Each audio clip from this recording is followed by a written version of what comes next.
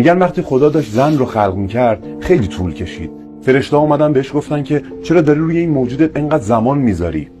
خدا گفت باید بیش از 200 قسمت قابل حرکت براش خلق کنم تا بتونه از همه جور غذا استفاده کنه.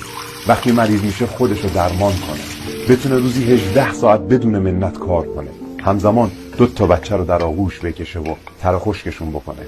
زن میتونه با یه بوسه از زانوی زخمی تا قلب شکسته رو شفا بده. فرشته ها گفتن این که خیلی لطیفه. خدا گفت ولی من قوی درستش کردم، نمیتونید تصور کنید که چه چیزایی رو میتونه تحمل کنه.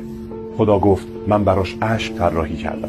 اشک یک زن غمهاش، تنهاییاش، رنج، عشقش و غرورش رو نشون میده. من یک موجود خارق العاده به اسم مادر خلق کردم. مهم نیست که چه روزی توی تقویم ما به اسم زن و مادره. هر روز تقویم به نام مادران و به نام بانوانه. این ویدیو رو برای هر زنی که توی زندگیتون خیلی با ارزش بفرستید و بهش بگید که قدردان بودنت هستی.